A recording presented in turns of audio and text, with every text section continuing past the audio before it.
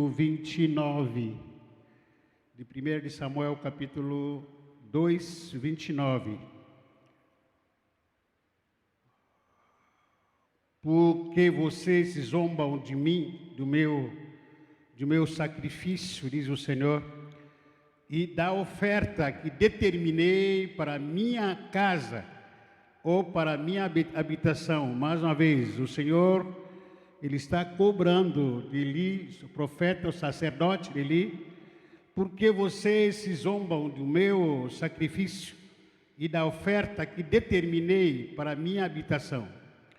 Porque você honra seus filhos mais do que a mim, deixando-os a engordar com as melhores partes de todas as ofertas feitas por Israel ao meu povo.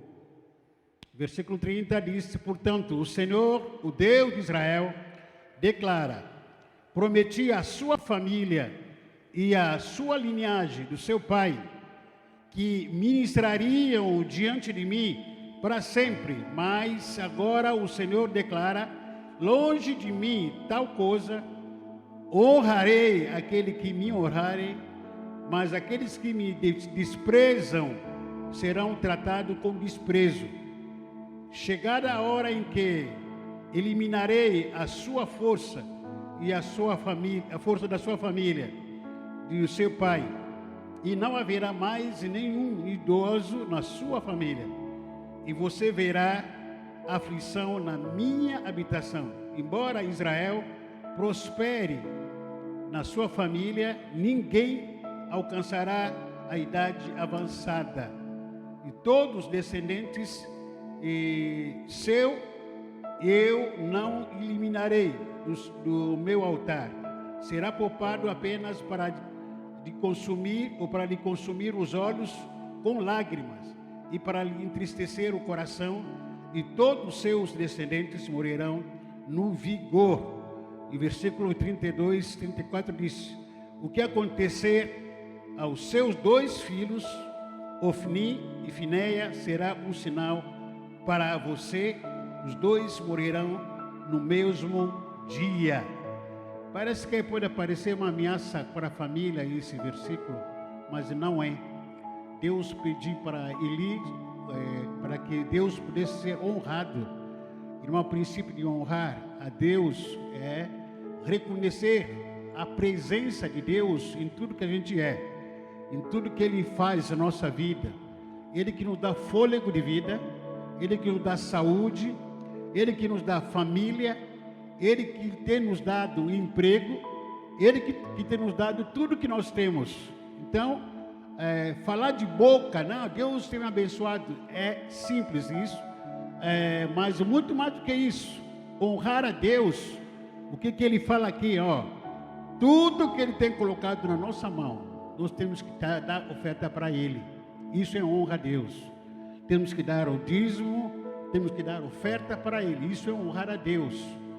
E o fato de desobedecer a Deus, não honrá-lo, se você ler a Bíblia, esse capítulo, você vai ver como que a família de Eli terminou, nesses últimos capítulos, perdão. E por quê? Porque é simples. Aquilo que você está achando que é relativo, isso aí não é sério, mas no princípio, no mundo espiritual, não há princípios do qual você vai ter que brincar, ou não há princípio relativo. Todo princípio, aquilo que Deus fala, é sério, leva isso a sério, obedeça, simplesmente faça a sua parte, e Deus vai te honrar, em nome de Jesus, amém? E você vai poder devolver o seu dízimo, a sua oferta, para honrar a Deus acima de tudo, e traga a sua oferta aqui, o seu dízimo. Deixa eu orar primeiro, antes de você trazer o seu dízimo. Faça isso com maior liberdade e alegria, em nome de Jesus. Pai, em nome de Jesus, nós queremos te honrar nesse momento. Nós não queremos te honrar só de lábios, mas queremos te honrar com atitude, com o nosso comportamento, com tudo que nós somos e com tudo que nós temos. Por isso que, Senhor, honra aqueles que estarão te honrando nessa noite, em nome de Jesus, amém? Amém. As crianças, meus queridos, enquanto você está trazendo sua oferta aqui, nós já começamos de volta o trabalho com as crianças aqui na igreja. Você que é pai, avó, titio. Então, quando você trouxer o seu filho, o seu neto, uma criança aqui, saiba que o nosso trabalho com as crianças, Peniel Kids, está voltando aos poucos. Então, quero chamar as crianças aqui rapidinho, todas as crianças que viessem aqui na frente para a gente orar e liberar elas para ir para a classinha.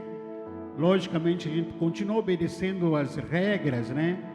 Distanciamento, máscara, tomando cuidado. Nossos professores são treinados para isso. Então, fique bem à vontade. Você que é pai, você que é mãe, você que é vó, não se preocupe. Nossos professores são muito treinados para isso.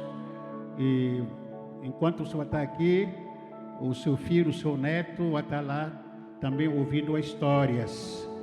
Vamos orar, abençoar nossas crianças.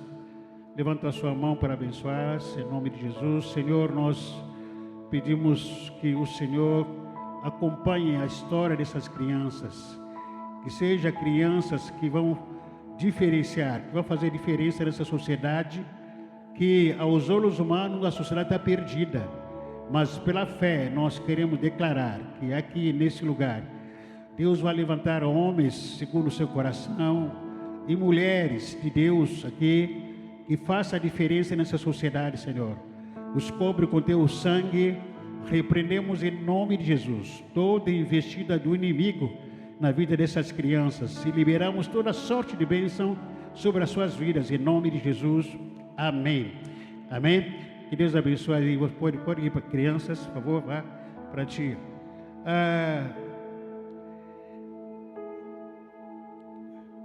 Se alguém quiser me ajudar aqui para desencalhar os livros que estão encalhados. Meus livros estão encalhados, irmãos. Quem mais compra meus livros? Glória a Deus. Tira a mão no bolso, tira, como que chama aquele negócio no bolso? Chama? Espião, isso. Escorpião, né? Tira escorpião no bolso, Neia, Flávia. Cadê Neia? Tá, tira escorpião no bolso, vocês aí.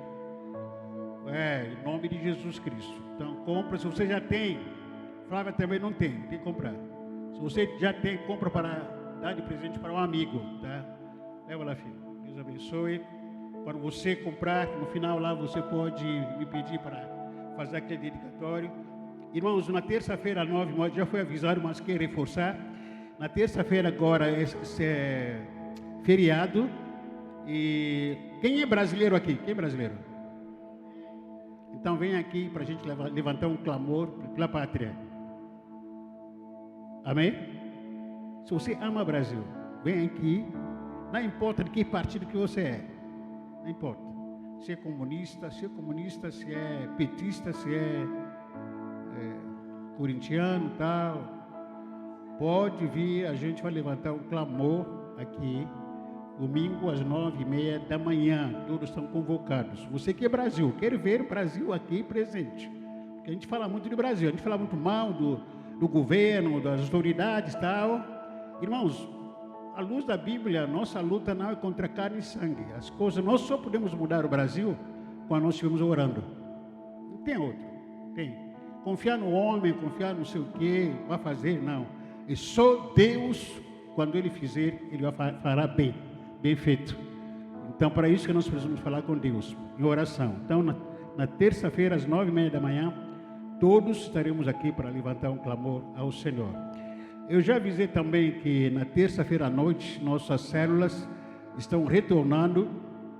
Então, estou pedindo, nós tivemos aqui depois da pandemia, olha, na pandemia, tivemos sim um problema muito sério. Alguns líderes que eram lá, faziam parte da célula, desistiram, com todo o respeito a gente entende, mas e outras casas também se fecharam, que não quiseram mais retornar com a célula, com medo da pandemia, com Covid e tal, a gente entende, mas com retorno devagarzinho. Então a gente quer pedir para você que pode abrir a sua casa, você vai ter uma honra de receber a célula, receber a célula na sua casa, receber a presença de Deus.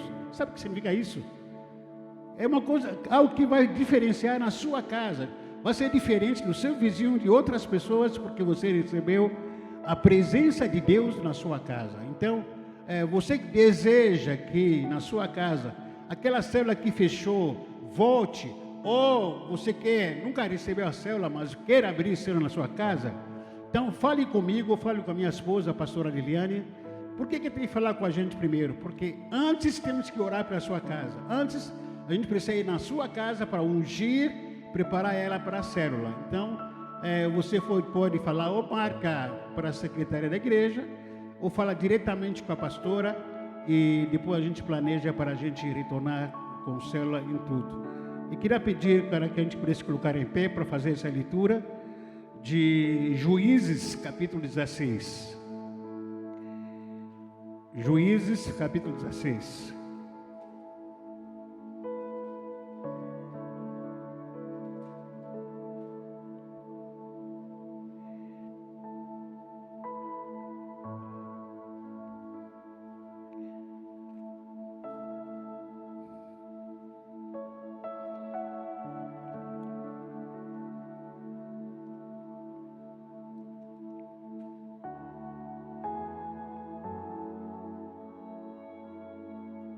Versículo 1 em diante.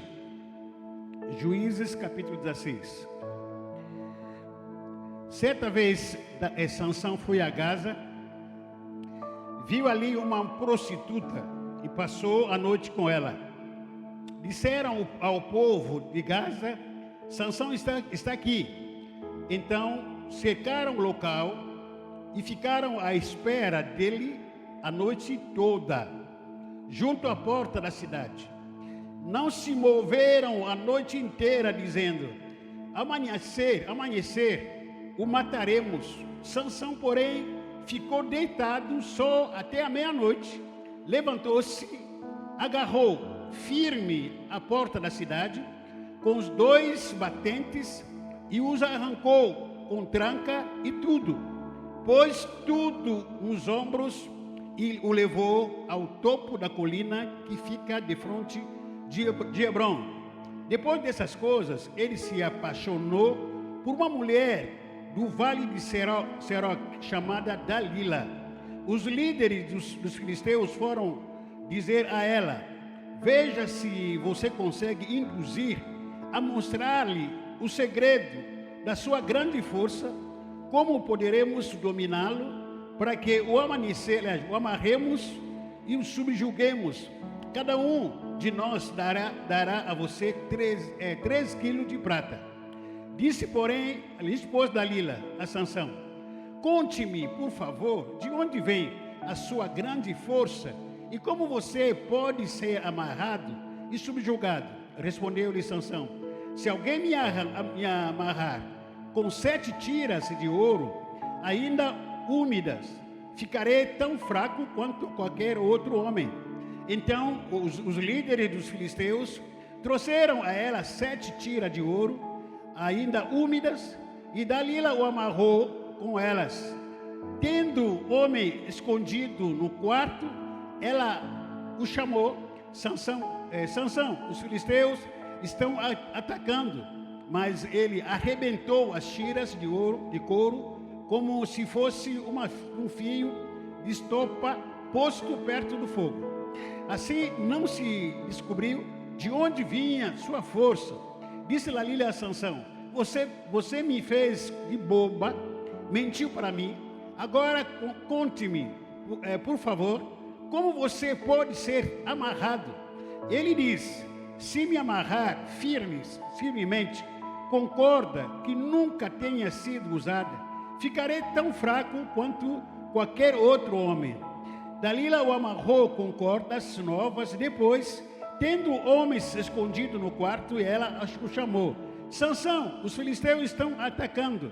Mas ele arrebentou as cordas dos seus braços, como se fosse uma linha. Disse Dalila a Sansão: até agora você me fez de boba, mentiu para mim. Diga-me como pode ser amarrado.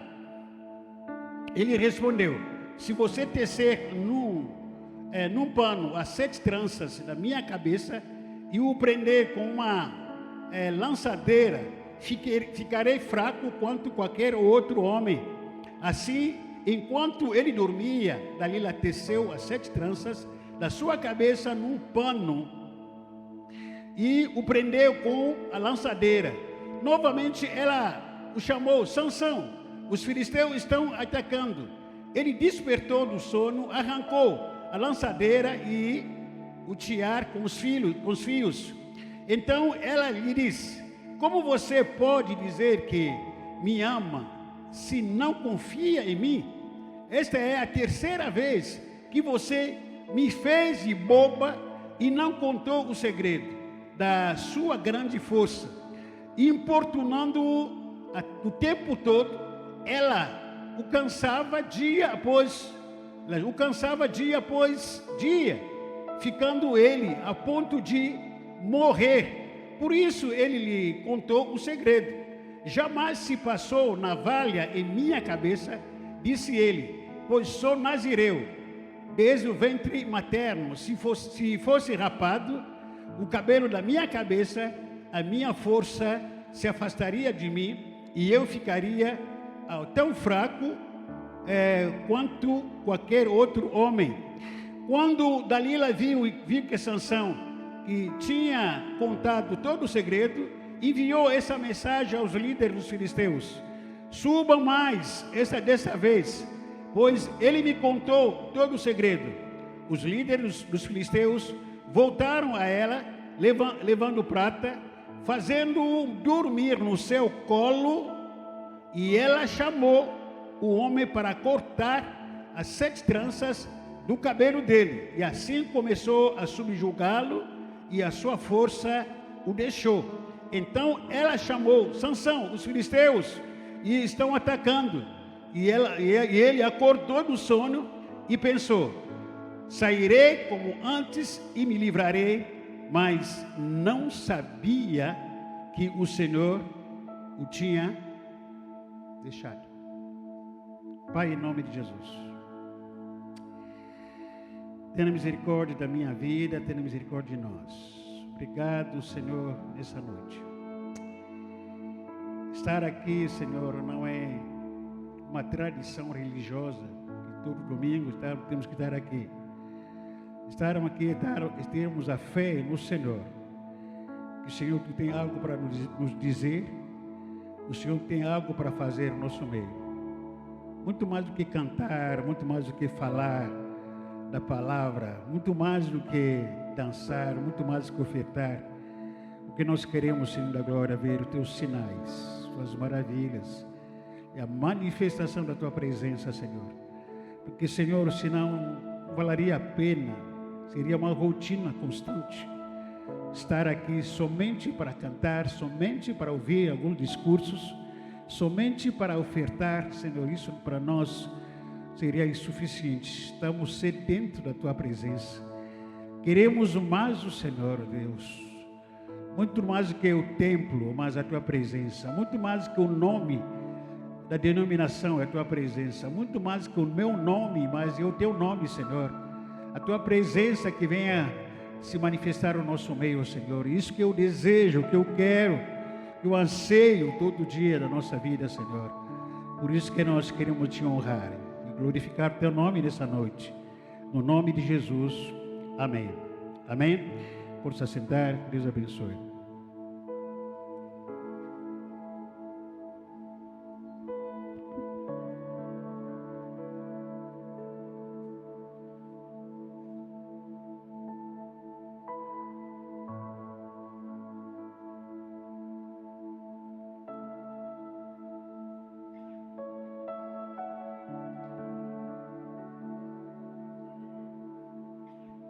Pode vir.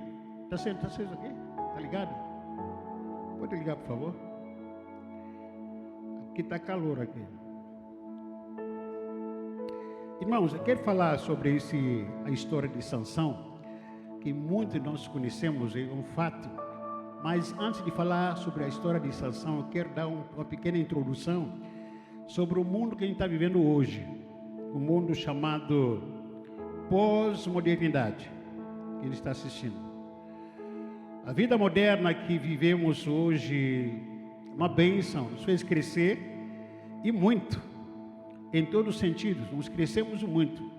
Impossível a gente perguntar ou a gente afirmar que nós somos as mesmas pessoas ou a sociedade é a mesma coisa de 10 anos atrás. Não é.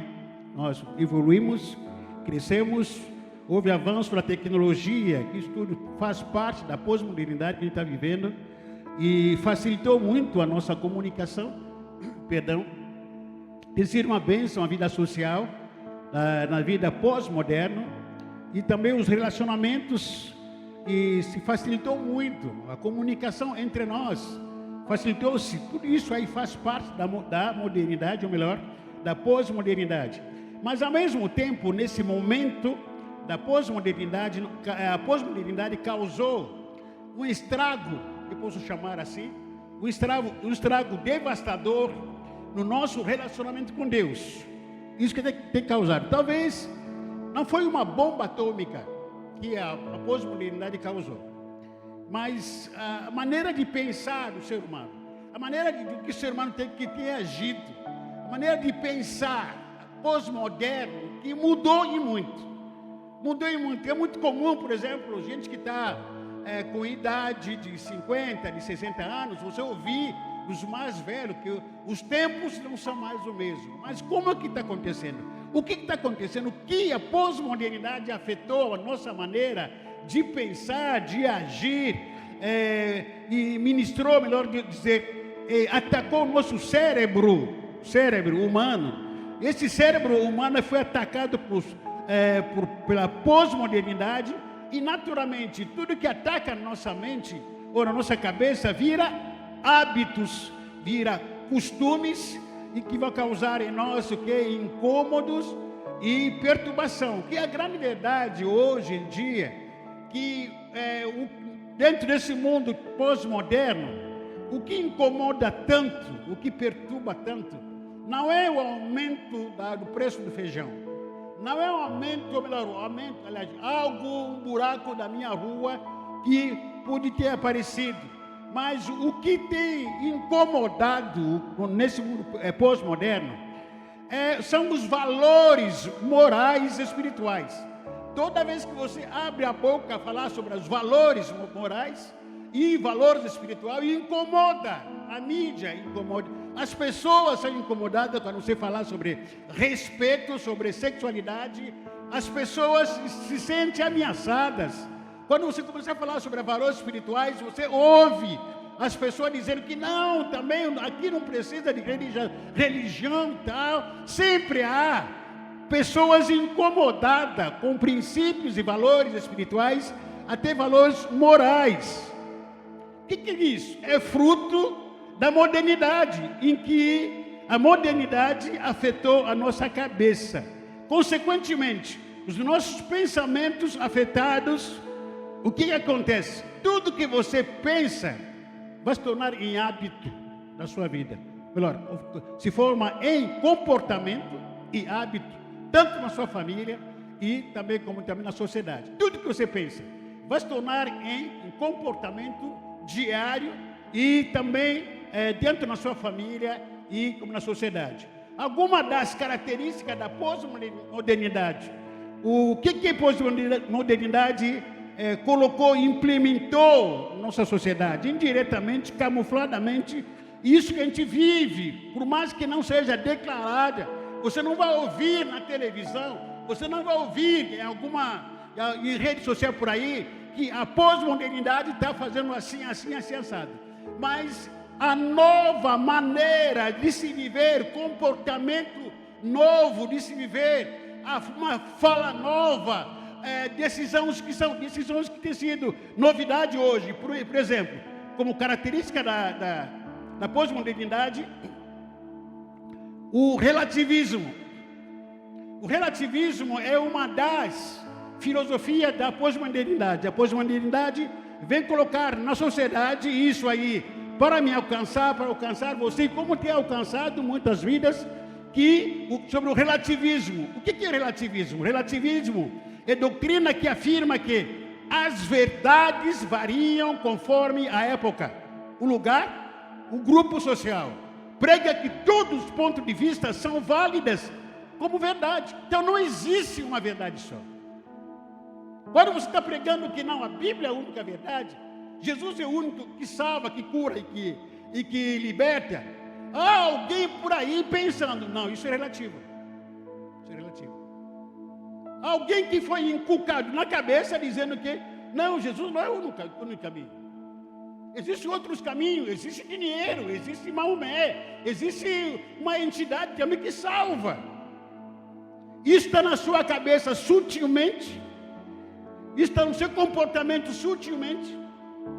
E alguém, talvez alguém que não ensinou isso para você, mas é comportamento social, são discursos, comentários sociais que você vai escutando entre amigos, entre colegas, entre companheiros, entre os parentes familiares.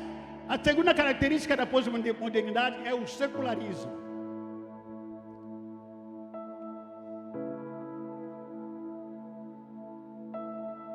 O que é secularismo?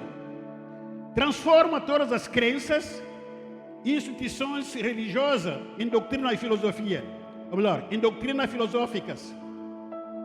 Essas filosofias descartam o sobrenatural, nega o Deus presente. O secularismo, aquele que diz, não, tudo é pela razão.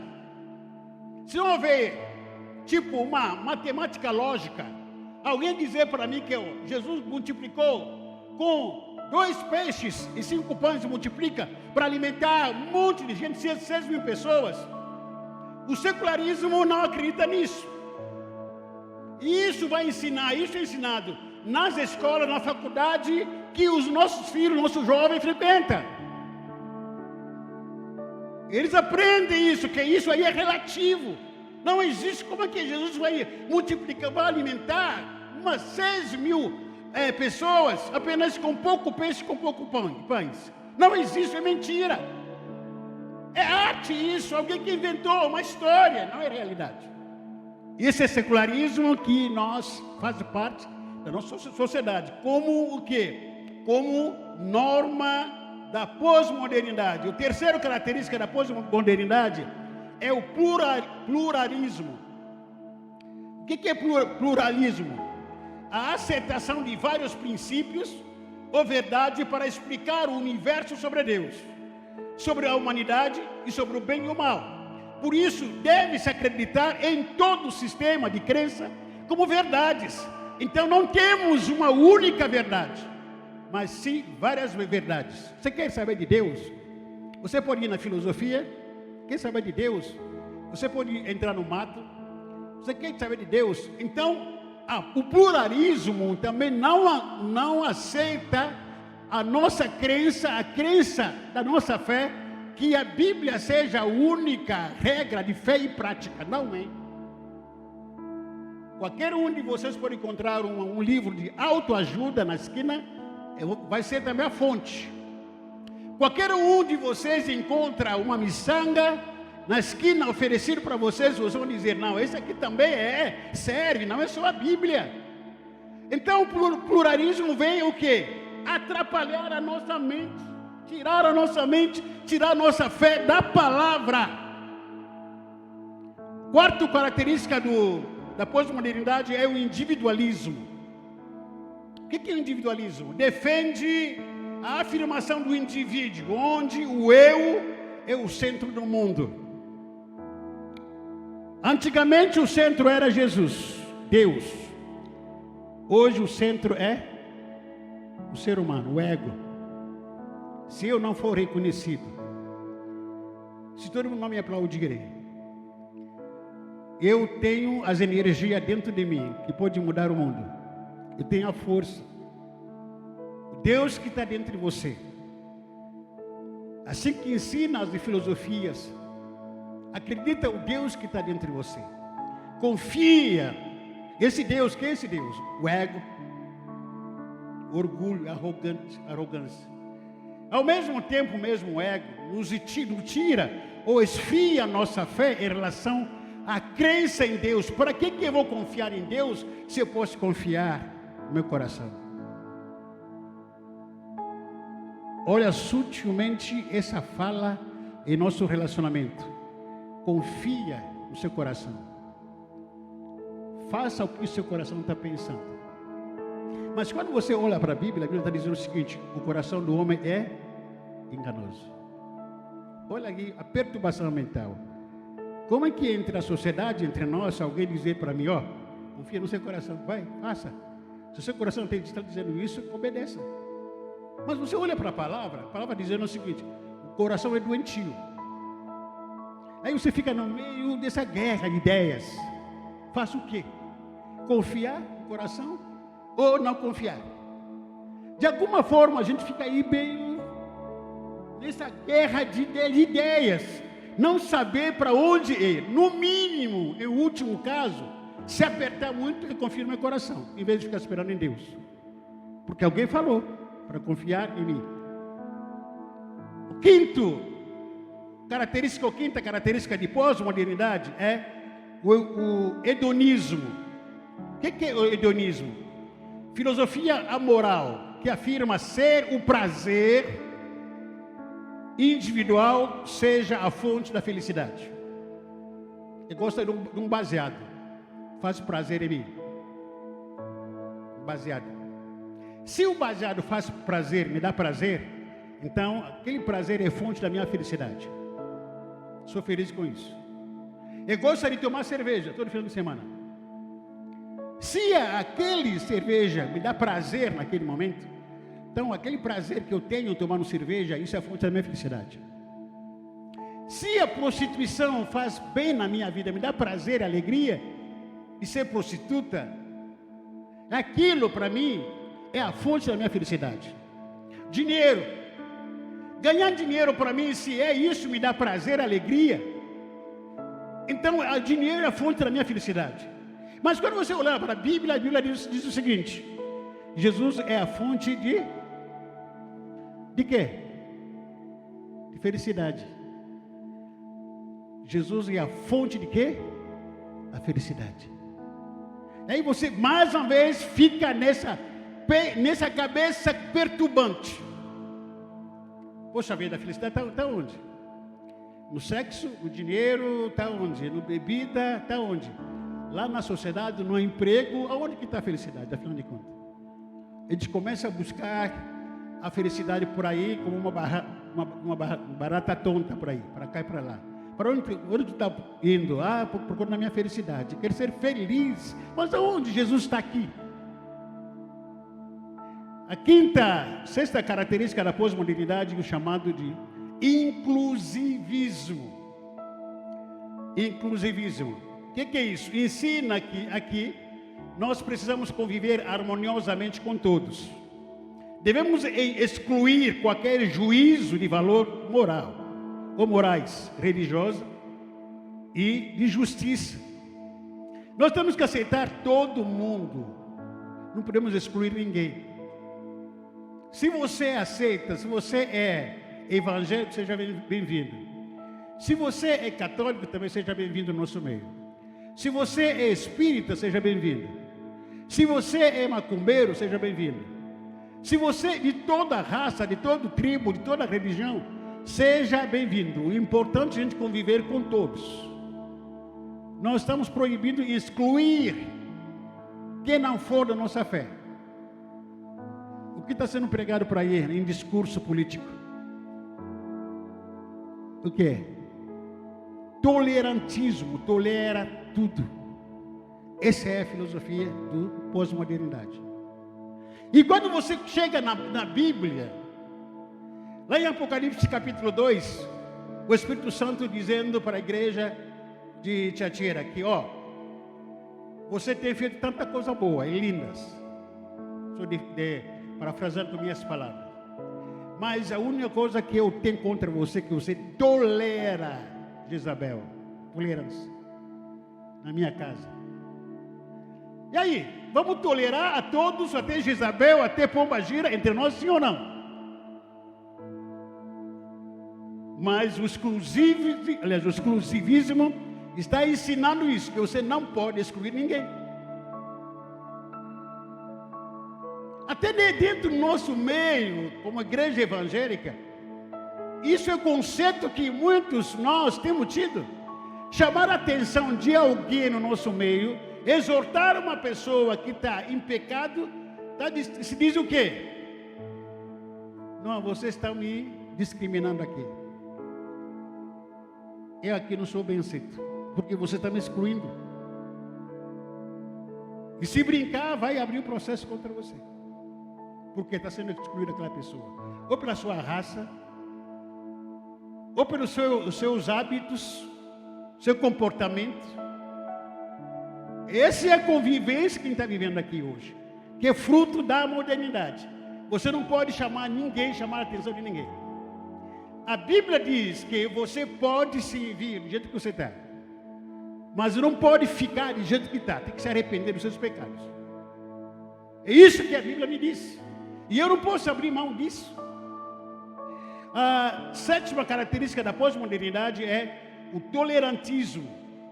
O tolerantismo é o conceito de politicamente correto. Precisamos de complacência para com os pensamentos dos outros, quanto a política, sexo, religião, raça, valores e atitudes pessoais. Nós não podemos falar nada. Cada um que falar está bem.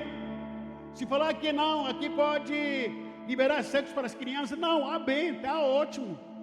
Não pode, é tolerância, tem que dar tolerância para todos. Se falar que tem que andar pelado nem dentro de um grupo como esse que fica pelado, fica. Tem que tolerar todo mundo. Se falar que não, tem que chupar sangue de alguém aqui, não, tolera todo mundo. É assim mesmo. Se falar que não, vamos pegar um diácono aqui, o irmão Marcos aqui, colocar ele pelado aqui para as crianças começar a passar em redor dele. Não, isso aí faz parte, vamos tolerar tudo isso. Tolerantismo. Como fruto da pós-modernidade. A oitava característica da pós-modernidade é o miticismo. O miticismo busca de conhecimento espiritual pelas forças energéticas e espirituais que estão dentro de você. Que eu tenho energia, você ouve por aí as pessoas falando que não se fala mais do meu Deus que está lá em cima. A energia que está lá em cima, que está dentro de mim. A energia, não fala mais de Deus, porque Deus está morto. Tirar Deus da boca, tirar Deus da cena, ou da própria cena. E em último lugar, aqui dentro daquilo que eu coloquei, tem mais característica, mas o último aqui que eu vou falar é o erotismo. O erotismo não permite o amadurecimento normal da sexualidade, não permite. O erotismo veio para os elementos eróticos logo cedo nas crianças e adolescentes. Isso não é novidade para nós hoje em dia. Está sendo divulgado, o erotismo. Então faz parte também como característica do mundo pós-moderno. Amados, eu posso afirmar que com todas essas características da pós-modernidade que a gente pode citar aqui, também existe mais do que isso até. Sansão não viveu na nossa época, com tudo que está acontecendo hoje no mundo. Sansão não viveu na nossa época. Apesar de ser essa época, se acredita por aí, por alguns comentaristas e teólogos, dizendo que essa geração, presta atenção, é a pior de todas as gerações. Essa geração, a amoralidade e a imoralidade e a busca em Deus, essa geração se tornou a pior de todas as gerações. Agora, quando você ouve a história de Sansão, que morreu, que acabou do jeito que acabou, ele não viveu nessa época. Sansão, ele viveu uma época talvez relativa, um pouquinho a menos de imoralidade. Mas mesmo assim, olhando a história do próprio Sansão, ele foi um homem que sucumbiu, acabou a sua história, aliás, a história de um homem de Deus, como um palhaço, mesmo não ter vivido nessa história. Se Sansão não conseguir suportar os assédios da geração dele, daquela época, quem garante para mim Quem garante para você que é dessa geração, que seja a pior de todas as gerações? Quem garante? Quem garante isso? De um homem de Deus que poderia ter tido uma morte honrosa, digno para uma morte honrosa, mas ele morreu, ele teve uma morte vergonhosa, uma morte trágica. É lógico, morte é morte. Mas também existe alguns momentos que você vai no enterro, a gente vai no enterro, falando e tal, você chega lá, nossa, o pessoal faz o tudo. E você percebe que não, esse homem aqui foi um homem de nome, de respeito. Já foi num enterro de uma pessoa, onde que a pessoa foi enterrada no caixão de cartolina. Porque não tinha ninguém, nem parente, nem família. Não tinha dinheiro, tinha. Só arrumaram cartolina, colocaram, forraram tal, e colocaram o corpo e foi enterrado. Você me diz, mas é a mesma coisa, pastor, é morte, é morte. Não é. Tem aqueles que morrem dignamente, são honrosas, a pessoa é honrada, e o outro não. Parece que joga ela como se estivesse jogando lixo no sepulcro. Vai embora. Sansão não foi jogado como lixo, mas o fim da sua história, como terminou? Terminou com um desastre. Quem foi Sansão? Sansão nascido numa época de apostasia, como hoje. Por isso que no capítulo 13, versículo 1, capítulo 13 de Juízes, versículo 1, o Senhor escreve dizendo: os israelitas pecaram outra vez contra Deus. Os israelitas pecaram outra vez contra Deus, o Senhor. E por isso ele deixou que sofresse 40 anos nas mãos dos filisteus. O povo de Israel, como a igreja de hoje, irmão, isso colocou muito gelado, está muito frio, está me matando.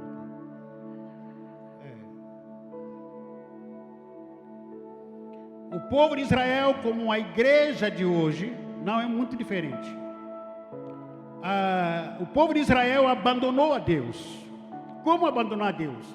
Talvez pode parecer um pouquinho fictício, imaginário, o abandono de Deus.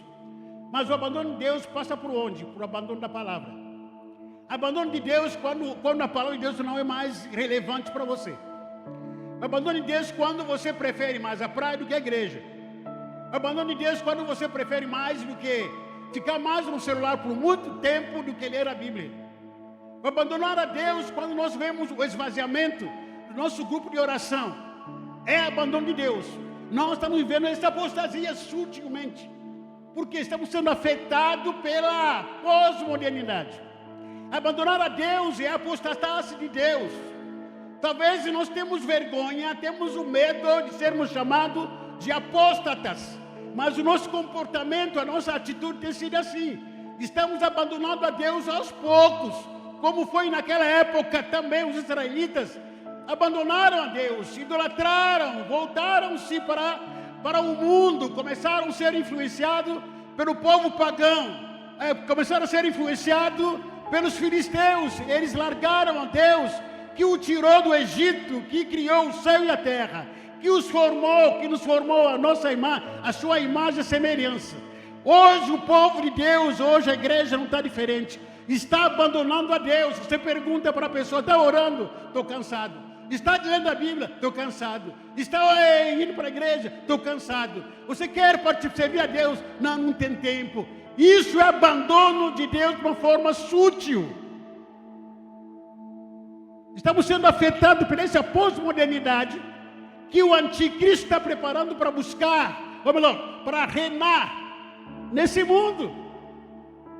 Razão pelo qual que a própria Bíblia afirma em Mateus capítulo 24, verso 12, que nos últimos dias o amor de muitos se esfriará. Como que está o seu amor em relação a Deus?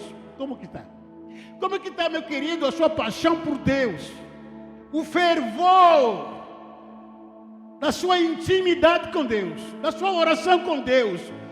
na sua busca pela palavra, aquela sede e fome que você tinha, quando você tinha o primeiro amor, que você frequentava a igreja, você dizia: pastor, prega mais porque quero te ouvir, pastor, canta mais, manda mais cantar. A nossa espiritualidade está sendo roubada, interferida, tirada pelo mundo pós-moderno, que não está nos levando a relativizar muita coisa, até a própria palavra de Deus. Não foi diferente daquela época de Sansão, que quando o povo começou a apostatar-se de Deus, porque Deus não estava mais sendo relevante para a vida deles, abandonaram a Deus. Quando no seu dia a dia você cai e se dizer: pô, eu tenho ido na igreja faz muitos anos, mas não tem mais aquilo, que não estou conseguindo alcançar os bens que eu gostaria de alcançar, não estou conseguindo alcançar o desejo que eu quero alcançar. Parece que você fez alguma negociata com Deus. E aí a gente começa a se esfriar. Se esfriar baseado em quê? Baseado no relativismo. Continuar indo para Deus, para a igreja, então é relativo. Aí, em vez de passar tempo enfiado na igreja, melhor passar tempo procurando alegria, felicidade lá na rua, lá no trabalho, em dinheiro, entre amigos. Ele lá é melhor do que aqui. Por isso que esse espaço, muitas vezes, se torna cada vez mais irrelevante. Esse é o sentimento e desejo de muitos de nós. Nesses últimos dias, o povo de Israel, como a igreja de hoje que abandonou a Deus, versículo 2 do capítulo 13 de Juízes, no meio dessa crise de abandono de Deus, de apostasia, Deus não abandona os seus, mesmo assim, porque nós acreditamos um Deus misericordioso, Deus cheio de graça, de bondade.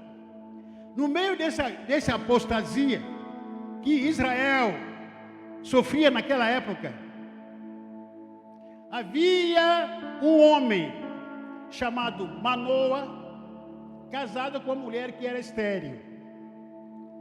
De repente, em meio a esse esfriamento da fé, Deus se manifesta na mulher, a esposa de Manoa, que era estéril. Era estéril, ou ser estéril naquela época, era uma situação vergonhosa, humilhante naquela época, não ter filho. E Deus se manifesta na vida da mulher da Manoa, que era estéril, dizendo para ele, ou para ela: você terá um filho. Você terá o quê? Um filho. Esse filho será nazireu. Significa consagrado a Deus. Esse filho não pode beber vinho e bebida forte. Esse filho que tu terá não pode comer comidas imundas. Esse filho não raspará os seus cabelos. Esse filho livrará Israel da mão dos filisteus. Irmãos, tenta imaginar aqui, de repente, aqui um pastor ou alguém falando para você que o seu filho é consagrado a Deus, ou você é consagrado a Deus, você não pode beber vinho. Você fala: não, pastor, mesmo cachaça pequena, só um copinho fresquinho, não posso? É sempre assim. É assim que a vida da gente. Deus falou assim que tem que ser. O anjo do Senhor que Deus havia mandado, na verdade, era o próprio Deus, que se manifestou em anjo, falou para Manoa, com a esposa dele: ó, a partir desse momento, todas as regras que eu falei para vocês, vocês devem cumprir essas regras em cima desse menino que é de nascer. Dito e feito, acabou. Não havia negociação, não. Será que eu posso tomar um pouquinho de vinho? Mas eu não posso comer qualquer comida. Mas e a lasanha? Um pouquinho de lasanha sem sal, posso comer? Não, um pouquinho de salmão misturado com farofa. Será que não tem problema para o Senhor? Será que eu não posso comer um ratazana misturado com salada, alface? Não faz mal. Senhor, será que nós temos essa mentalidade sempre de querer negociar pecado? Se você me chama de radical, você não conhece a Deus, porque Deus é radical. Se você acha que a igreja evangélica é radical, proíbe isso, proíbe aquilo, é porque você não sabe que Deus que você acredita. Confia. Porque o Deus da Bíblia é radical. Aonde que entra a radicalização desse Deus da Bíblia? Diz que se você confessar a Jesus como seu único Salvador e Senhor da sua vida, você vai para o céu. Se não confessar a Jesus, você vai para o inferno. Não é radical isso? Sim ou não? Não é que Deus quer mandar a todos para o inferno. Não. Escolha que você faz. O que você entende sobre radicalismo, você quer fazer escolha fácil, que te agrada. Mas na palavra de Deus, Deus diz o seguinte: ou você me segue, ou você não me segue. As coisas de Deus são radicais. Deus falou para Manoa: Manoa, sua esposa vai ter uma criança, mas não pode beber vinho, não pode fumar, não pode se drogar, não pode tocar no morto. Esse menino não pode, acabou. Eu não quero fazer promoção aqui, não quero negociar com ninguém. E assim que vai ser esse menino. E aconteceu nos primeiros dias, nos primeiros meses, Sansão nasce. Quando nasceu, e essa criança de repente cresceu, vai crescendo, e de fato, como foi uma pessoa escolhida por Deus, ele teve uma vida esplêndida, sensacional. Sansão teve uma força extraordinária. Na sua época não tinha mais ninguém tamanha força que ele tinha, Sansão. Você conhece a história, quiser ler a Bíblia, leia. Perdão. Só para tentar refrescar a sua memória. Sansão, certa vez, ele estrangulou um leão, somente com uma mão. Matou o leão no pescoço. Força que ele tinha. Certa vez ele mata 30 homens. Quando tinha dado uma festa de casamento, do seu casamento, e aí os homens que estavam lá, estavam todo mundo perturbado, ele mata 30. Vou ver só. Tamanha força que ele tinha. Ele era o último bolacha do pacote. Não tinha mais ninguém igual a ele. Tanta força que ele tinha. Destruição dos campos dos filisteus. Ele destruiu os campos de filisteus usando apenas 300 raposinhas. Destruiu todos os campos dos filisteus. Em questão de segundo, massacra os filisteus que mataram a sua esposa, matou todo mundo. Tamanha força que esse homem tinha. Se fosse hoje, teria inventado ou criado um filme que estaria hoje no auge. Vamos assistir filme de Sansão? Vamos. Aquele cara forte agora, tá forte, Sansão, mata todo mundo. Vamos matar todo mundo, Sansão, eu sou Sansão. Haveria hoje enfeite, roupas, igual a Sansão, hoje. Tamanha força que ele tinha. É uma questão de segundo, ele massacra os filisteus que mataram sua família. Matou 1000 pessoas com uma queixada de jumento. Destruiu e removeu os portões da cidade de Gaza. Destruiu o templo de Dagon com mais de 3.000 adoradores, sozinho. Olha a força desse homem. Que homem é esse, Sansão? O homem que nasceu sobre a visão e a revelação de Deus, consagrado a Deus, poderoso, força extraordinária, ganhou todas as batalhas. A questão é como que um homem como Sansão começou sendo consagrado e termina como um palhaço. Como é isso? Termina humilhado, envergonhado. Como acontece uma coisa dessas? Tem uma famosa frase, presta atenção. Se quiser escrever, escreva aí. Na sua Bíblia, na sua testa. Escreva essa frase, é muito importante para você. Em tudo na vida, o mais importante não é como você começa, mas como você termina. Em tudo. O casamento você começa com festa, começa com lua de mel, casamento. Como termina? A amizade começa com tudo, toda pompa, Eu tenho amigos da hora, amizade da hora, seguidores. E como vai terminar? A sua vida na igreja, a sua vida com Deus, começa com aquela paixão de primeiro amor. A igreja.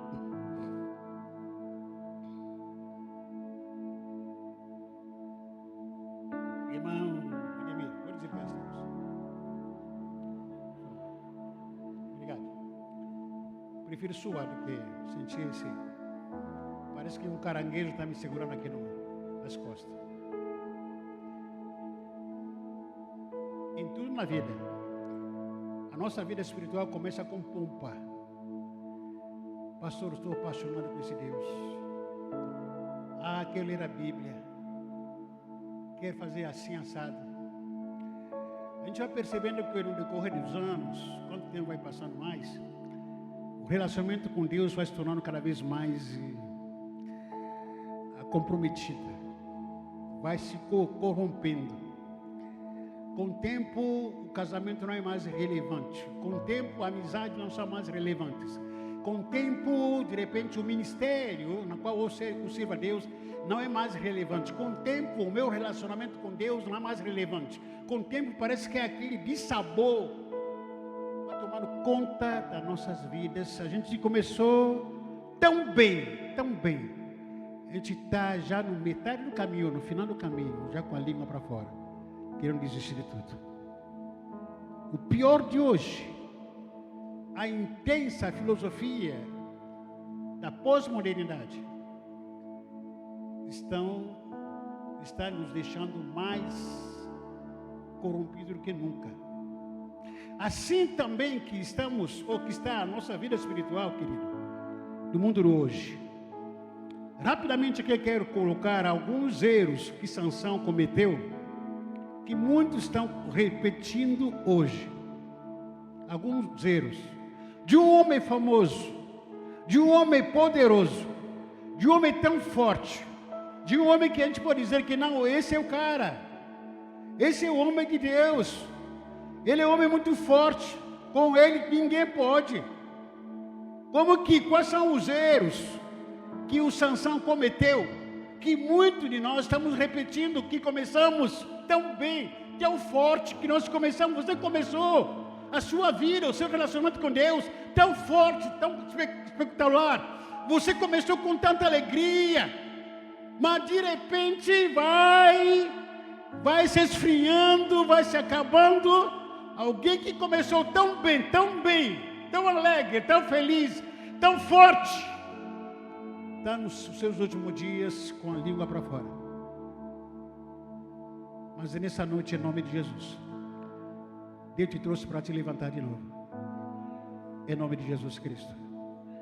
Quais são os erros que Sansão cometeu, que eu e você estamos repetindo? Primeiro erro que Sansão cometeu, que Sansão escolheu andar sozinho. Repita comigo, Sansão escolheu andar. Olha para mim, quem é seu amigo? Estou dizendo que não é bajulador, mas um amigo que é amigo. Quem é seu amigo? Quem é o seu amigo? Pergunta para você, irmão, quem é seu amigo? Quem é o seu amigo? Você anda com quem? Com quem você pode contar na hora da alegria, na hora de tristeza? Com quem? Quem é o seu amigo? Os erros que Sansão cometeu, que também, que você e eu estamos repetindo, são esses. Irmãos, presta atenção. Se você tem uma fórmula mágica de querer ser muito mais do que vencedor na sua vida espiritual, me dá, vou pregar no próximo domingo. Temos que aprender com os erros dos outros, que não é bom andar sozinho. Ninguém que anda sozinho que seja saudável. Ninguém sozinho é saudável. Repita comigo. Saudável. Todo mundo que anda isolado, sozinho, é doente. Pastor, que doença? O próprio isolamento é doença. Porque Deus não nos criou para a gente andar isolado. O próprio Deus é triuno. Pai, Filho e Espírito Santo. Se pudesse, ficaria, Pai, eu vou ficar aqui, vocês aí, Filho, Espírito Santo, aí fora. Mas não. Sempre junto. E quando criou Adão e Eva, dizendo para ele que, façamos o homem à nossa imagem e semelhança. Deus coloca Adão lá no jardim do Éden e disse para ele, não é bom que você fique sozinho. Não é bom. Andar sozinho é um dos pecados, males, que nós estamos repetindo novamente, achando que é a solução. Não é a doença, é perigo. Está se arriscando. Não é bom que o homem seja sozinho. Fala para você, irmão, não é bom. Não é bom que você ande sozinho. Fala para outra pessoa, em nome de Jesus, não é bom. Profetiza com fé, não é bom para você andar sozinho. Sansão escolheu andar sozinho. Esse é um erro que nunca podemos cometer na nossa vida. As pessoas preferem a companhia do cachorro, do rato, da barata ou do gato do que o homem. Não, meu melhor amigo é o gato. É porque gato não fala. É porque cachorro não fala. Se cachorro falasse, ia se tornar seu inimigo. Por que nós falamos que é meu melhor amigo o cachorro? Porque o cachorro é obrigado a engolir você. Não fala. Se pudesse falar você é um chato pra caramba, você vai... Desculpa. Volta pra cá. O cachorro não fala. Fala alguma coisa? Não. Porque a ração come desse jeito. Senhorinha. Meu cachorro está lindo. Ele quer ser meu melhor amigo. Tá. Porque não fala. Se falasse, você nem aguentar ele. Não aguenta ele. O seu melhor amigo é o ser humano. Você tem trauma de andar com gente porque você foi ferido, foi machucado no passado, as feridas ainda estão expostas. Então se reconcilia, peça perdão, continua andando com seres humanos. Não estou aqui discriminando o cachorro, mas não me chama para eu ser amigo de cachorro, não sou. Eu posso ser cuidador do cachorro. Amigo? Não. Pai do cachorro? Não. Esse é meu filho.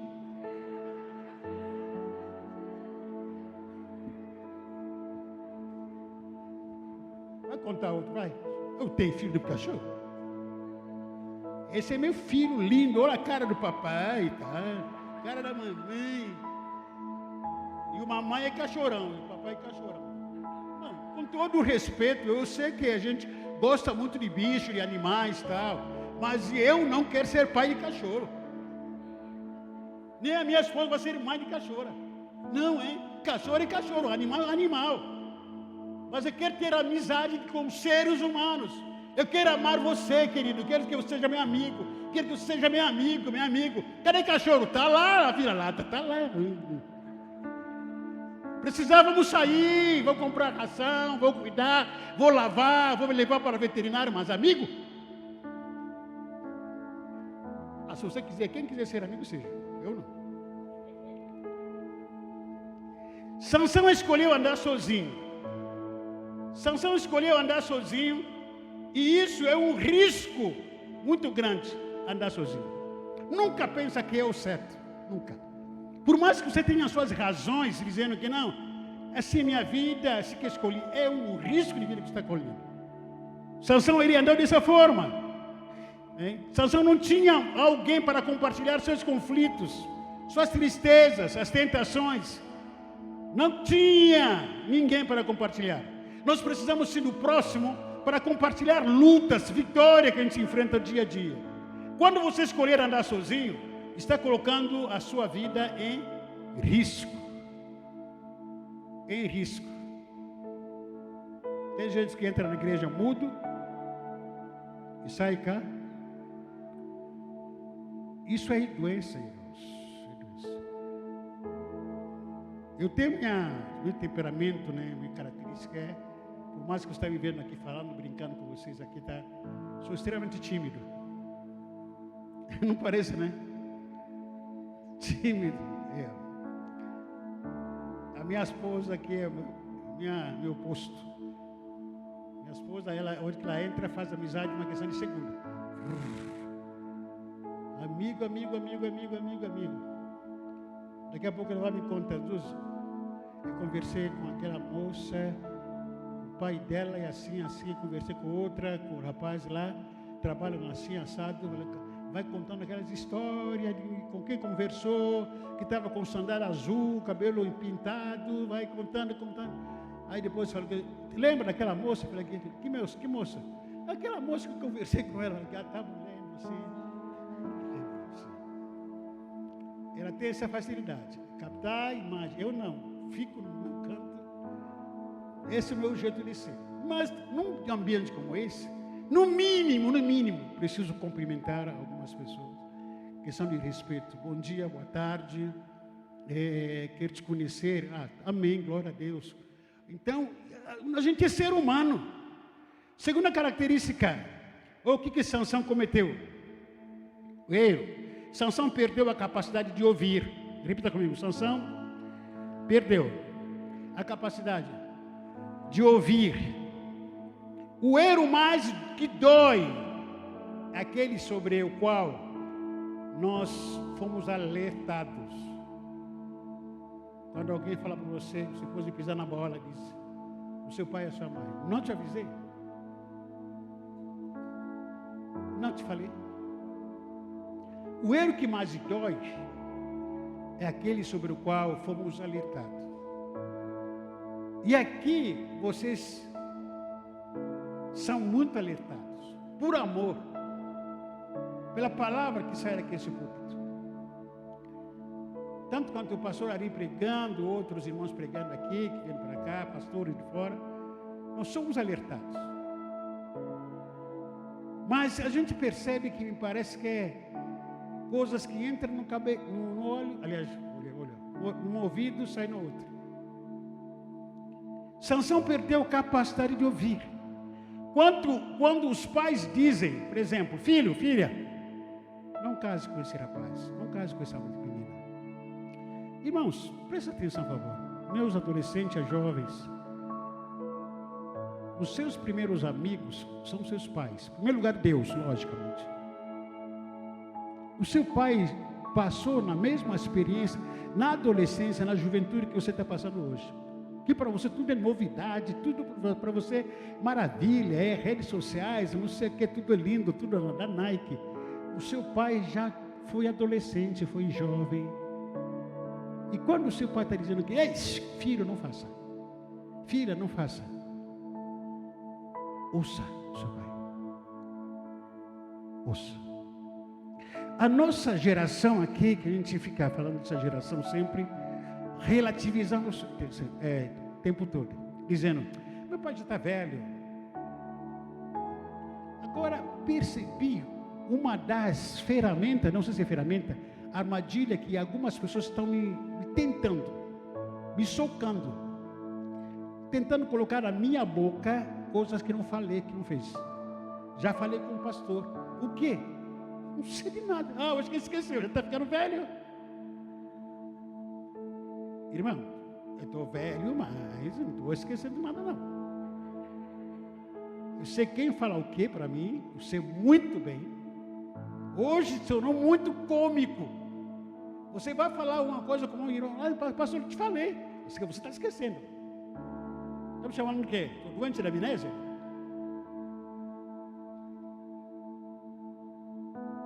Pessoas não querem ouvir, não querem ouvir. Não quer ser exortado, não quer que ninguém chame a atenção dessas pessoas. Perderam a capacidade de ouvir. Devemos sim, depois você olha, aliás, colhe as consequências da sua desobediência. Alguém diz, certa vez, nunca conheci um filho, uma filha desobediente aos seus pais, que conseguiu ser feliz na vida. Repita comigo, nunca vi, repita. Um filho, uma filha desobediente aos seus pais e ser feliz na vida. Escreve isso. Não existe. Não existe. Pode inventar uma suposta felicidade para aquilo que você, para onde que você anda, inventar algo, mas verdadeira felicidade está em Deus e na obediência aos seus pais.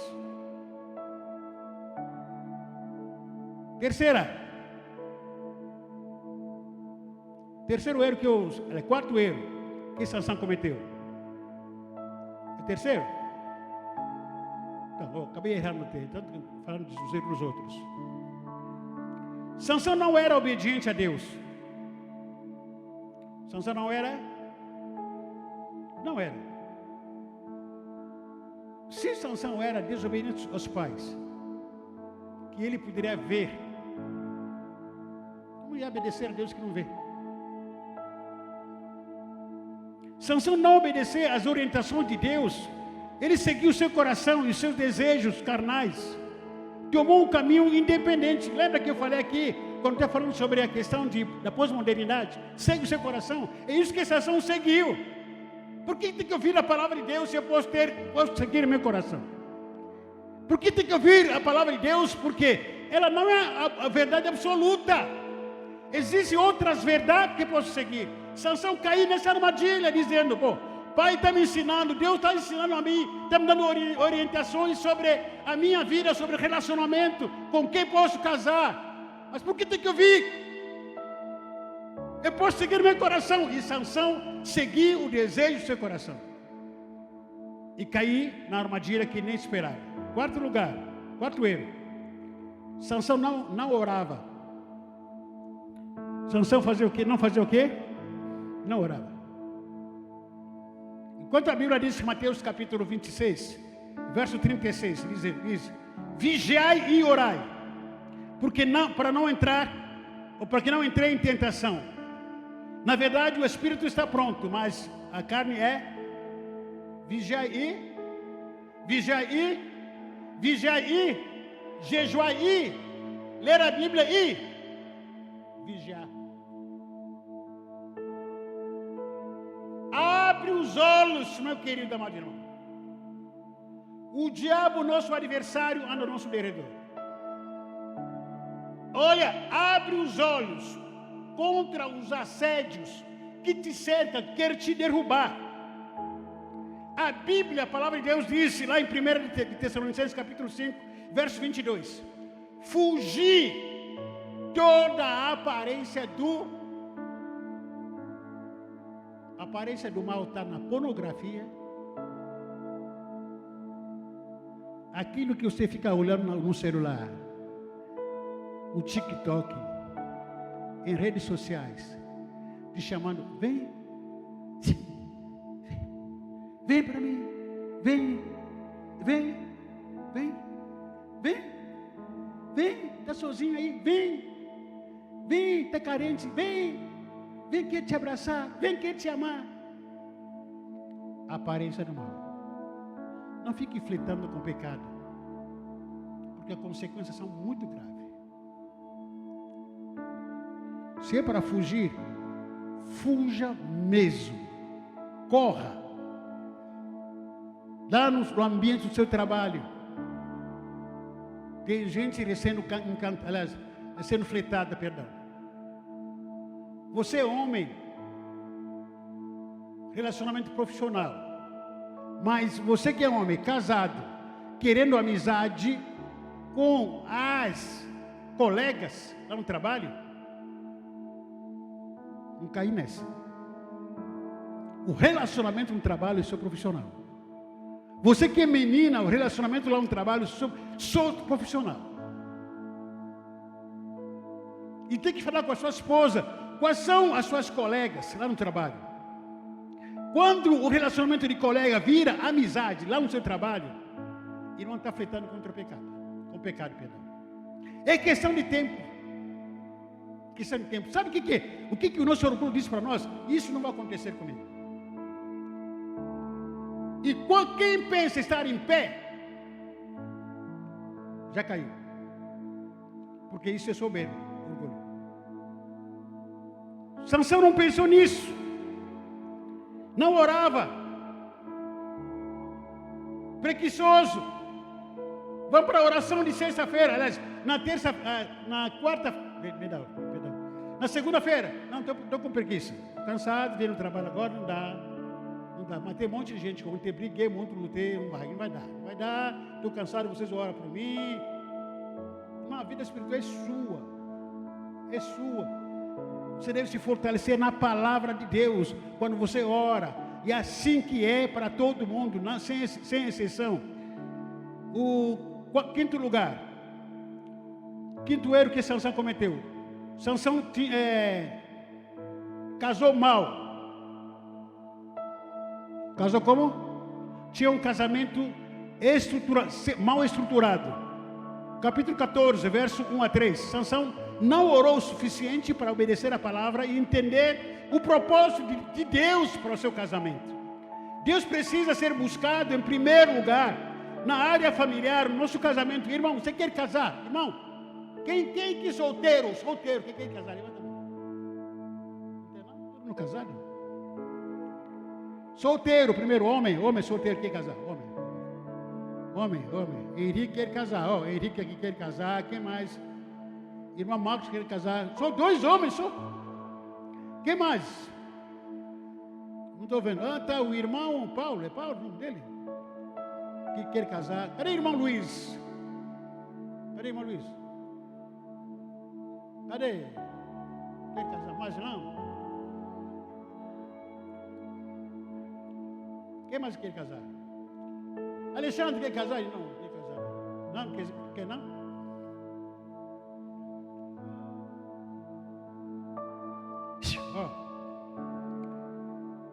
De joelho. Case com a mulher espiritual, uma mulher de Deus. Casar é fácil, manter o casamento não é fácil. Casar com uma filisteia é casar com Dalila. Casar com uma filisteia, uma mulher pagã, uma mulher que não ama Deus, uma mulher endemoniada, uma mulher perturbada, uma mulher gastona, uma mulher que só vai te levar para o inferno. Irmão, você vai morrer como Sansão morreu. Você vai falar para mim, mas pastor, ela é linda. Dalila era tão linda, mas melhor do que a sua esposa, ou a sua namorada. Muito linda. Vai nessa. Só para adiantar para você, Dalila, esse nome Dalila é demônio. Uma vez estava expulsando um demônio de uma moça, jovem. Nessa manifestação toda, eu perguntei, o que você está falando? Me surpreendeu, não sabia disso, até não sabia disso. Meu nome é Dalila, demônio. A Dalila rondando você. Case com uma mulher de Deus. Case com uma mulher de Deus. Se você casar com uma mulher perturbada, endemoniada, você está ferrado. Não vai nessa aparência. Você vai, encontrei uma mulher com um batom vermelho, lindo. Vai nessa. Dalila era assim. Quando Sansão cai na armadilha de casar com a Dalila, Dalila só queria afastar. Longe de Deus. Aí, em vez de levar Sansão perto de Deus, não. Vamos comigo na minha terra, vamos comigo na minha cultura. Vai adorar os meus deuses. Mulher, ou marido que vai casar contigo, deve te levar mais perto de Deus. Se no seu relacionamento de namoro conjugal, um dos seus cônjuges está te afastando de Deus, é porque você casou com uma Dalila ou com um Dalilo. Isso é eu que inventei.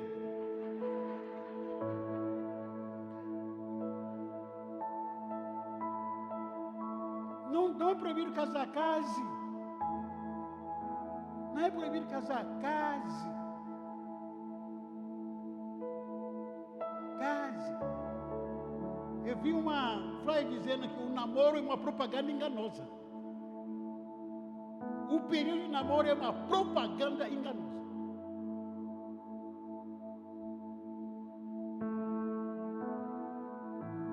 Porque o buraco está lá embaixo.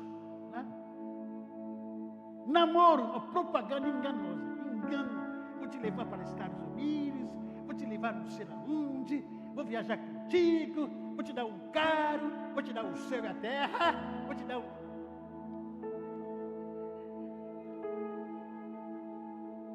E ela fica fazendo, tu me ama mesmo? Te amo. Vai nesse, vai.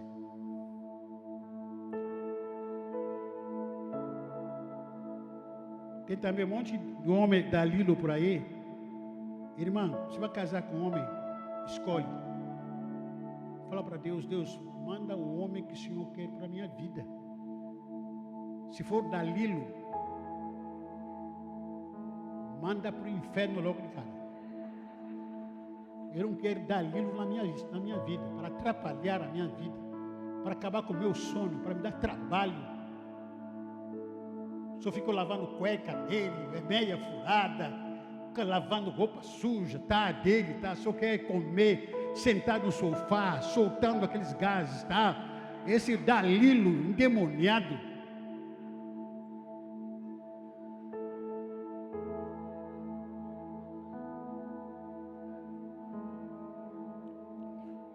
Sexto erro que Sansão cometeu. Faltou o temor de Deus. Faltou o quê? Temor de Deus. Estou encerrando aqui rapidamente, segura um pouquinho aí. Estou sendo que estou demorando. Sansão foi a Gaza, via ali uma prostituta. Quando Sansão via a prostituta, olha que homem consagrado, homem de Deus. E viu uma prostituta, sabe o que ele fez? Capítulo 16, verso 1. Homem de Deus. Irmão, você é homem de Deus, você é filho de Deus, querido. Não fique flertando com o pecado, querido. As ofertas desse mundo, dessa sociedade, não vai acrescentar nada na sua vida. Para com esse negócio, estou carente, preciso me dar satisfação, preciso satisfazer os meus prazeres. Para com esse negócio, porque vai acabar com a sua história. Eu conheci homens de Deus, conheci mulheres de Deus que começaram, estiveram bem aqui, até aqui na cidade aqui. Até entre nós.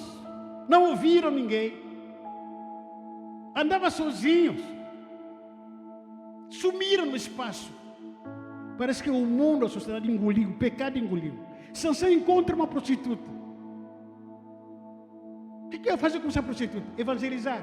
Não, pastor, estou evangelizando ela.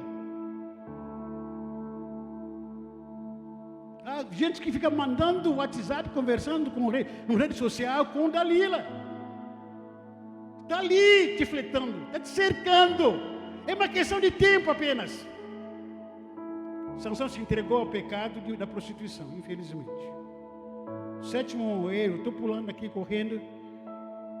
Sansão não levou a sério as advertências de Deus. Então Dalila diz, como disse que me amas, e se não está comigo o teu coração. Tentou fletar com ele. Juízes, capítulo 16, verso 15. E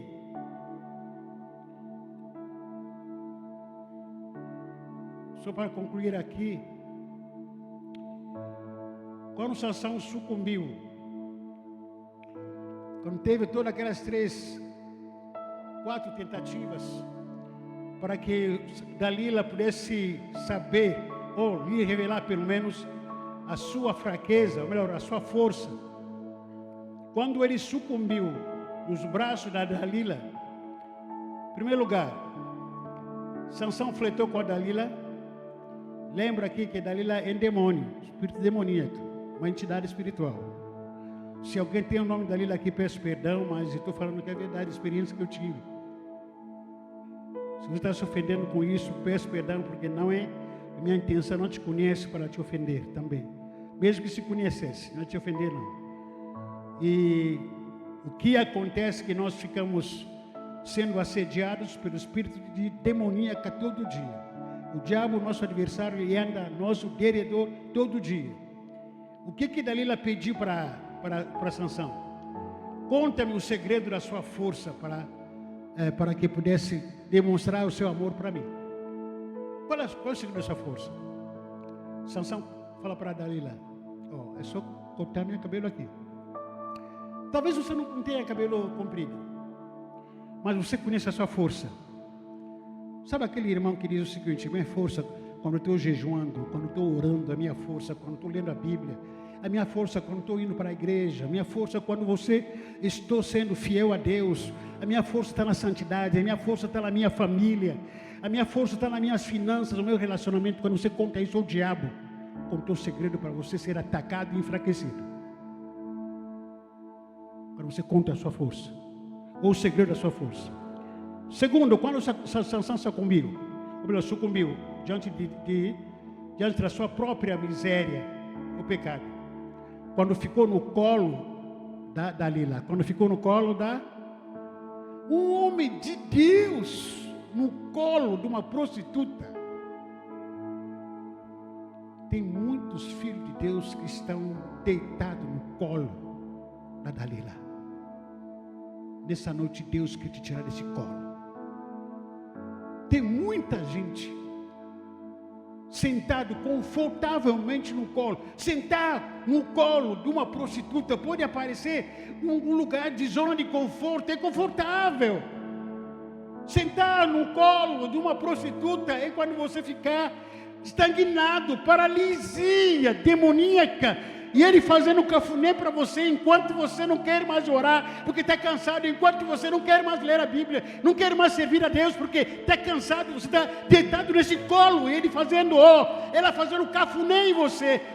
Fica aqui sentado no meu colo, senta no meu colo, está gostoso, e você fica te dizendo cansado de tudo, cansado de orar, cansado de ir para a igreja, cansado de servir ao Senhor. É porque você está no colo da Dalila. E nessa noite, em nome de Jesus, o Espírito Santo diz para você: sai do colo da Dalila. Sai nesse colo, não te pertence, em nome de Jesus.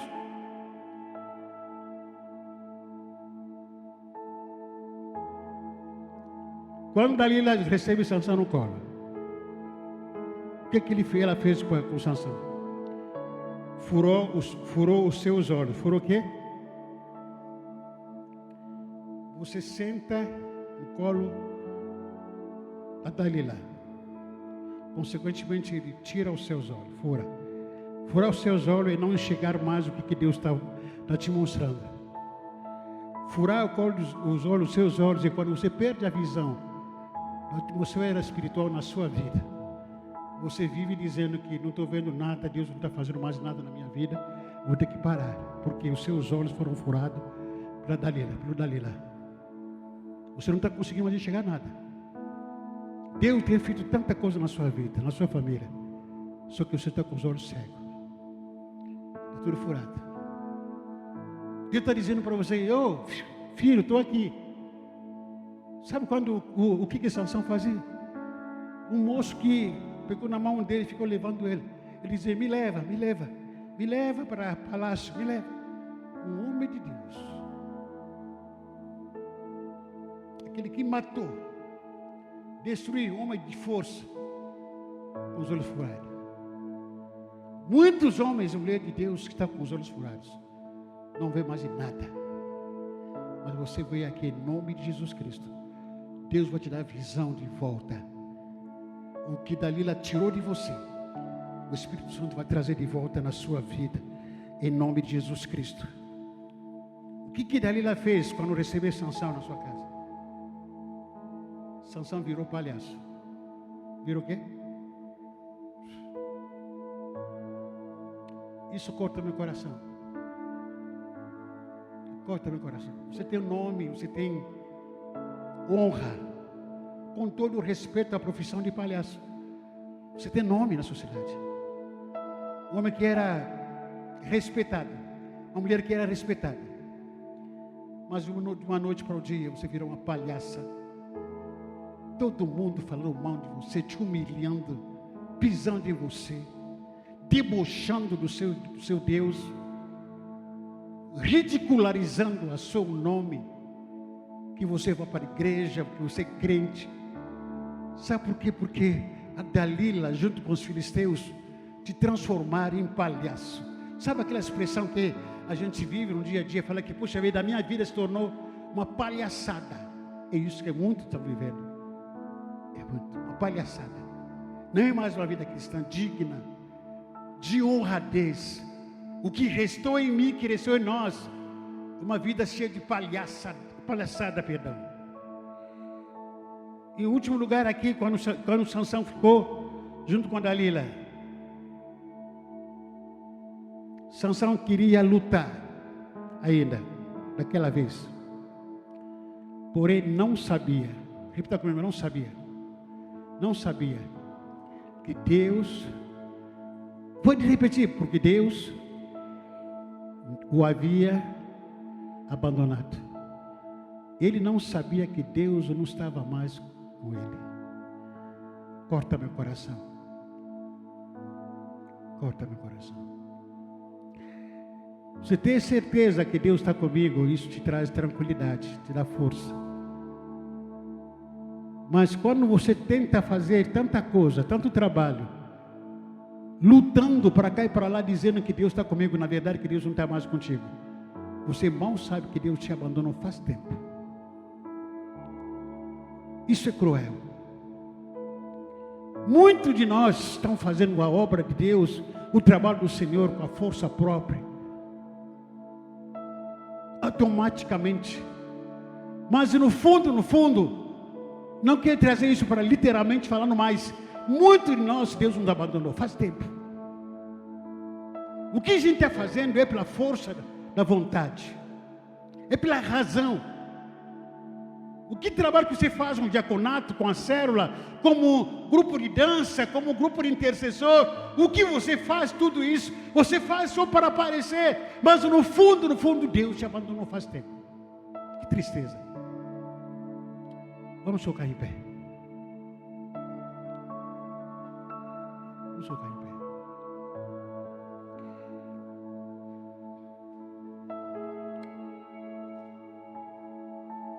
Feche seus olhos.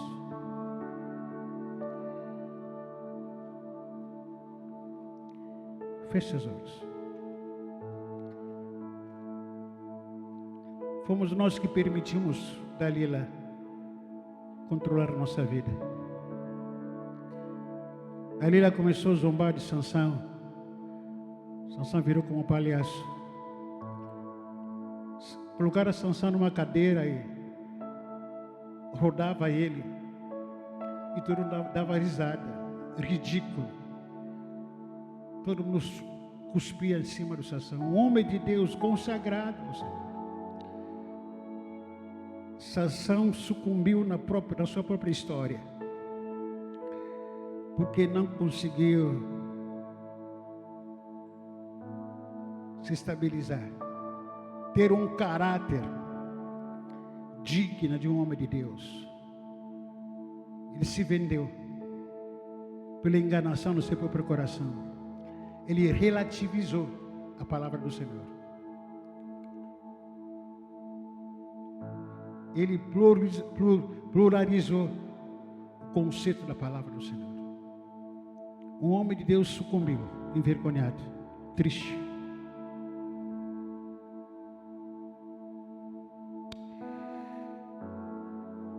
Nos últimos capítulos, Sansão desesperado, pedindo: Deus, me dá mais uma força, me dá a oportunidade desta vez.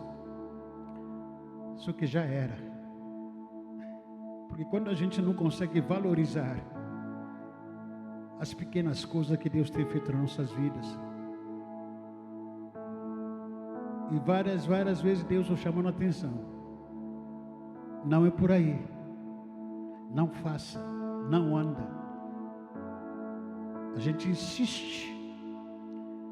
insiste querendo dar braço a torcer com Deus.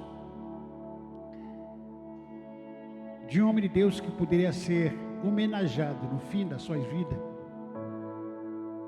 foi ridicularizado.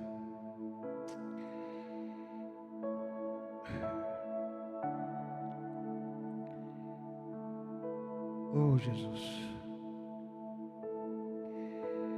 Nessa noite que eu te pedi para que você volte ao primeiro amor. Volta para Jesus. Volta a se apaixonar por Jesus. Reconheça. Talvez você pode fazer a oração de Sansão como a sua. Senhor, mais uma vez me dá a oportunidade, porque estou nos braços da Dalila. Você que está sentado no colo da Dalila, Deus quer te tirar de lá. Deus quer tirar, você está dizendo para você, sai desse colo. Esse não é lugar para você. Você está com os olhos furados, perdeu a visão, a minha visão. Eu quero te dar a visão de volta. Eu quero trazer tudo de volta, o que o Dalila roubou de você. Dalila roubou, tirou de você o nome, a honra, o respeito. Você se entregou aos assédios. Mas é nessa noite, em nome de Jesus Cristo. O mais importante não é como você começou a sua história, mas como você vai terminá-la. Você está no meio do caminho. Aonde está o seu Deus? Será que Deus saiu da cena? Ou de cena, perdão. Volta para Deus.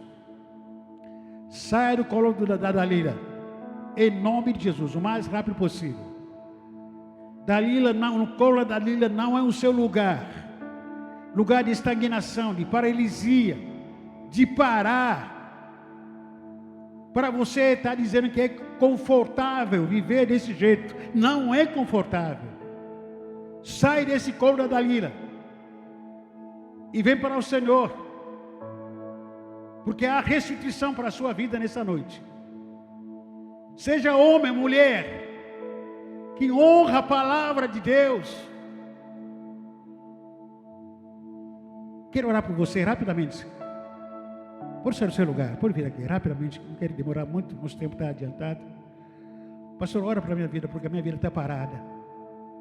Talvez Dalila que me segurou, talvez Dalila que me fez parar. Eu reconheço isso. Que não consigo mais ver nada. Estou cega. Porque Dalila furou todos os meus olhos. Mas quero restituição nos meus olhos. Sai do seu lugar, em nome de Jesus. Você tem flertado com as tentações. É mais fácil confessar tentação do que confessar pecado. Fica flertando com o pecado. Isso te colocou no estado em que você está hoje. Você começou tão bem a sua vida, a sua história. Hoje a palavra de Deus não é mais relevante. Hoje oração não é mais relevante. Sabe por quê? É porque você se rendeu, se entregou para Dalila. Porque você caiu na armadilha da Dalila. Você está nos braços da Dalila. Não se conforme com esse mundo, com esse século. Saia dos braços da Dalila, em nome de Jesus. Saia do lugar de estagnação, em nome de Jesus. Nessa posição, não, eu quero continuar. Não é para continuar desse jeito, não é bom para você. Você está feliz com essa vida medíocre que está vivendo? Com essa vida estagnada que está vivendo? Paralisada nessa que está vivendo? Está feliz com isso? Mas Deus que te chamou não está feliz. Não está feliz, Deus. E você também não pode ser feliz com isso. Tem que dar uma virada. Tem que dar uma mexida em você. Eu tenho que sair do colo da Dalila, que pode parecer que é um lugar confortável, que não é confortável. Você que é um homem de Deus, uma mulher de Deus, um menino de Deus, ou está cego, está perdido, você é debochado, é xingado por todo mundo. Você que dizia, falava em línguas espirituais. Você que dizia, não, eu podia ganhar a minha família para Jesus, meu bairro para Jesus. Hoje você está que nem que um palhaço, uma palhaça. Ser envergonhado. Não tem mais aquela unção, aquele fogo, acabou. Mas o Espírito de Deus está aqui nessa noite para trazer você de volta. Não no braço da Dalila, mas nos braços do Senhor. E para isso você precisa não se conformar, não aceitar, não concordar com esse mundo. Faça a diferença em meio à maioria. Não para agradar todo mundo, faça a diferença. E sai do seu lugar, enquanto a gente vai cantar esse cântico aqui. Aleluia.